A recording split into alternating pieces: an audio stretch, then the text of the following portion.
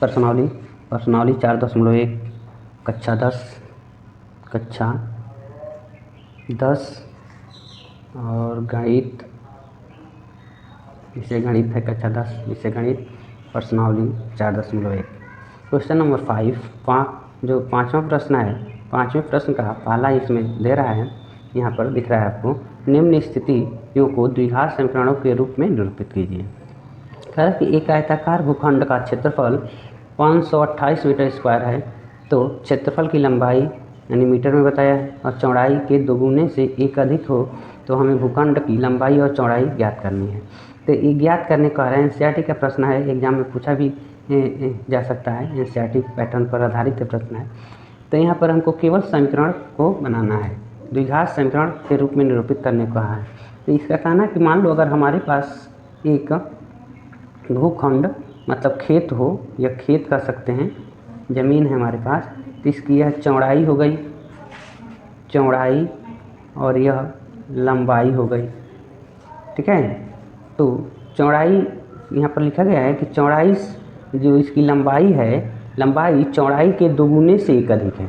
तो अगर चौड़ाई x है तो इसकी लंबाई चौड़ाई की 2 गुना, तो 2x, और उसके बाद भी कह रहा है कि दोगुने से एक अधिक, तो एक और इसमें हम प्लस कर लेंगे तो यह हो जाएगी लंबाई। तो हम यहाँ पर लिख सकते हैं, माना लंबाई इक्वल टू 2x + 1 और चौड़ाई इक्वल टू x, और मीटर लिखना क्योंकि मीटर में दिया हुआ है। ठीक है, कहा है ना यहाँ प्रश्न में मीटर में मापना है।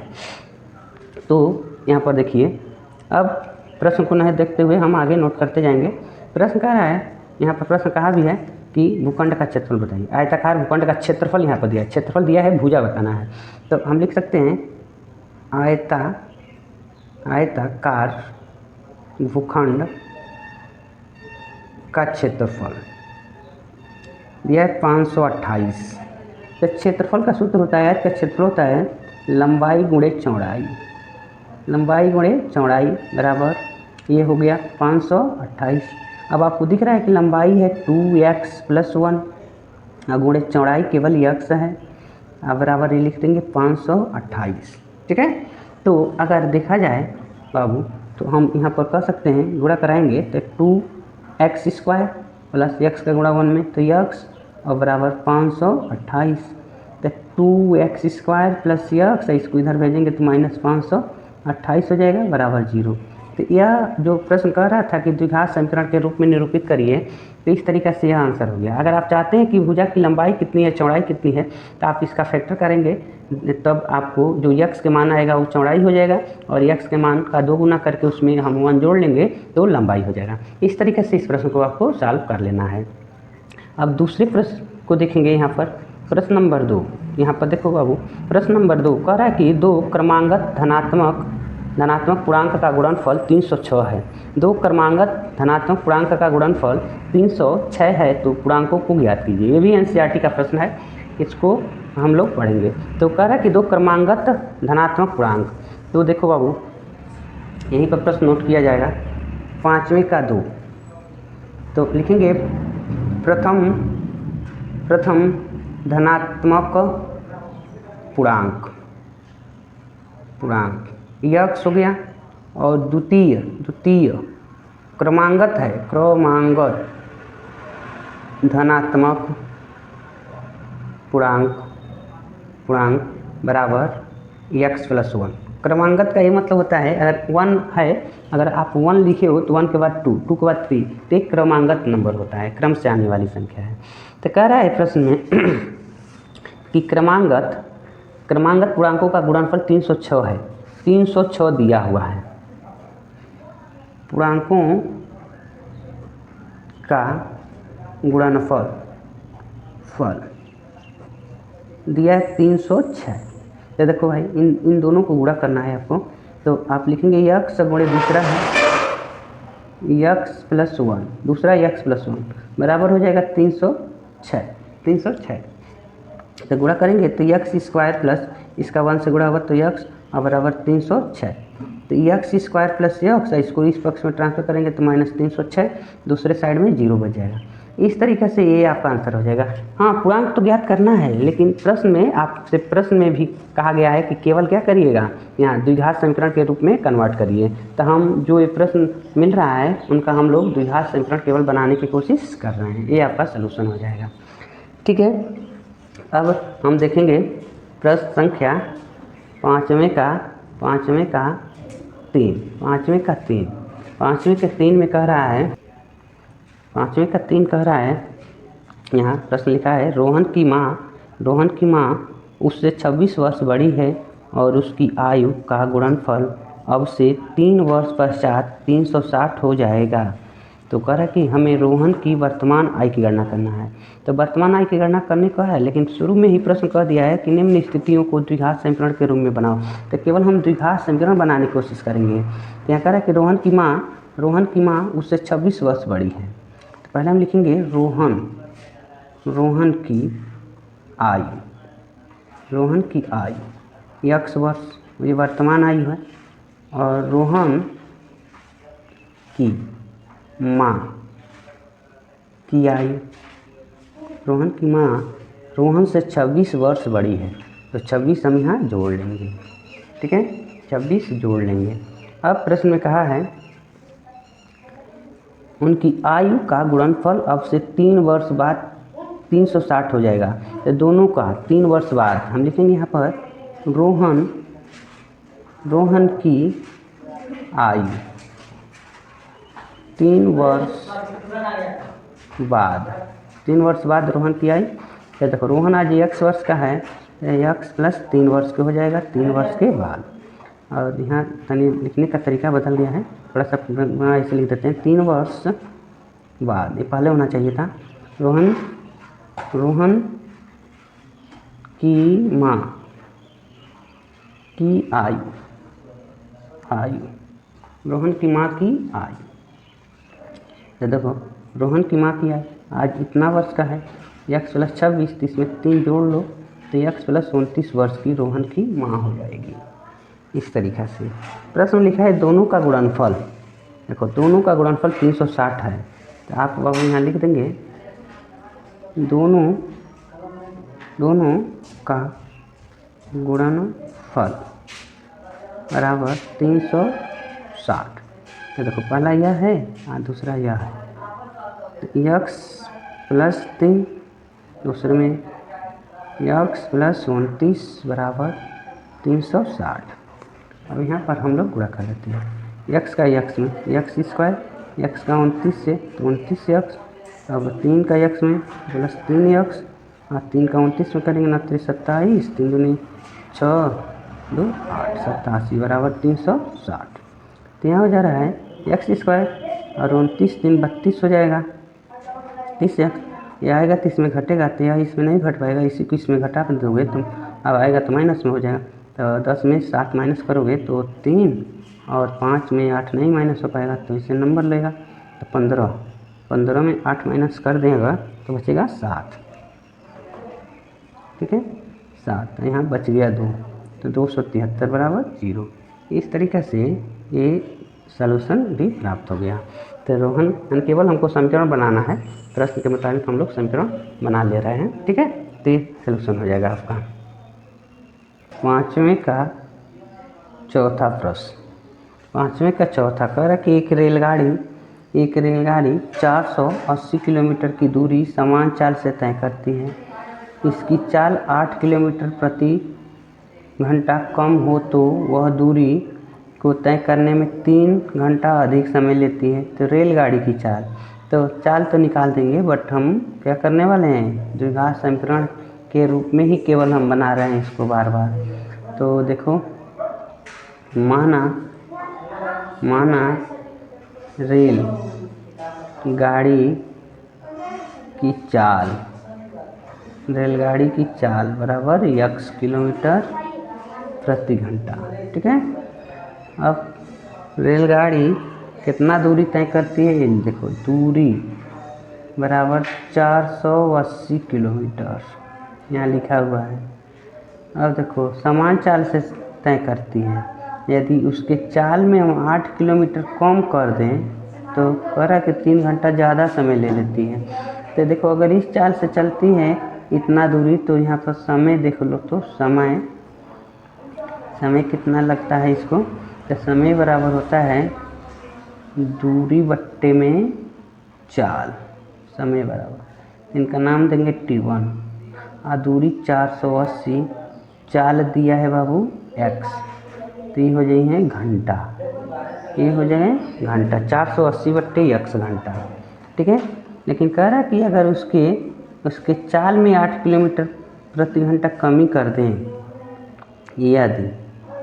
यदि चाल में 8 किलोमीटर प्रति आवर कमी करने पर लिखेंगे नया चाल हो जाएगा x माइनस 9, क्योंकि 9 नहीं 8 घंटा कम कर रहे हैं x में, तो यह हो गया। तो उसको उतना दूरी तय करने में 3 घंटा ज़्यादा समय लगता है। यहाँ पर लिखा है दूरी तय करने में 3 घंटा अधिक समय लेता है। तो देखो इससे 3 घंटा ज़्यादा समय लेगा, तो यहाँ पर हो जाएगा T2 बराबर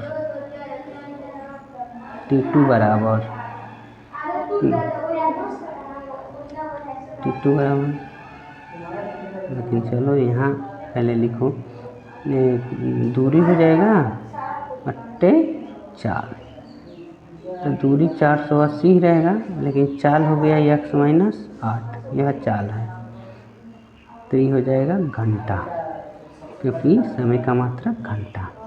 अब देखो बाबू प्रश्नानुसार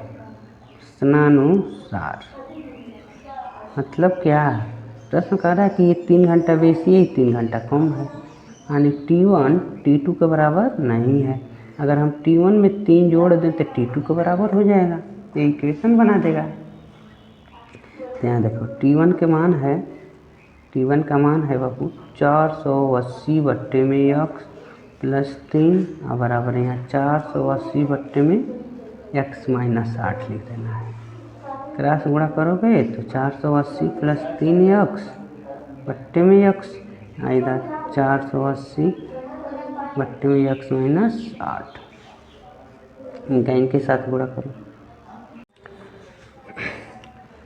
तो 480 प्लस 3x के साथ x माइनस 8 गुणा कर लेगा, और इधर 480 के साथ केवल x गुणा कर लेंगे, गुणा करिए तो x का गुणा इनके साथ करते हैं हम लोग, तो 480 x का 3 से करेंगे तो 3x स्क्वायर, और देखो माइनस 8 का गुणा करेगा तो माइनस 8, तो 8 सुनाई सुनना 8 64 को 4 8 8 के 48 और 6 जोड़ लेंगे तो 54 हो जाएगा, ठीक है। और 8 का गुणा इसमें करेंगे तो माइनस 8 के 24x, यहाँ देखो 480x है, तो 480 से 480x कट गया, यहाँ पर बचेगा 3x square minus 54 minus 24x बराबर 0। तो सुधार करके लिख लो 3x स्क्वायर, इसको पहले लिखेंगे 24x माइनस 54 बराबर 0। इस प्रकार ये द्विघात समीकरण बन गया। चाल अगर इसका हम लोग फैक्टर करते हैं तो x का जो मान मिलेगा वही इसका चाल हो जाएगा, रेलगाड़ी की चाल हो जाएगी, लेकिन हमको चाल नहीं ज्ञात करना है, हमको द्विघात समीकरण बनाना है। तो इस तरीक़े से आप प्रश्न को सॉल्व करेंगे। अब कक्षा में कह रहा है कि निम्नलिखित समीकरण के सामने लिखे x के मान की जांच करके बताइए कि ये मान दिए गए समीकरण का हल है। तो छठवें का 3x square minus 2x minus 1 बराबर 0 और दिया है x बराबर माइनस 1। तो कैसे हल करेंगे, लिखेंगे x बराबर माइनस 1 रखने पर 3x square minus 2x minus 1 बराबर 0। तो 3 इनकी जगह पर माइनस 1 रख देंगे और वर्ग है तो वर्ग, 2 इंटू -1 -1 ये दिया है बराबर 0। 3 1 का वर्ग 1 माइनस माइनस प्लस 2 एकम 2 -1 बराबर 0।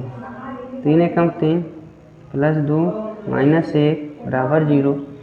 तो यहाँ देखो 5 - 1 है, इधर 0 है, तो 4 बराबर 0 तो कौन हो रहा है, तब तो नॉट इक्वल हो जा रहा है।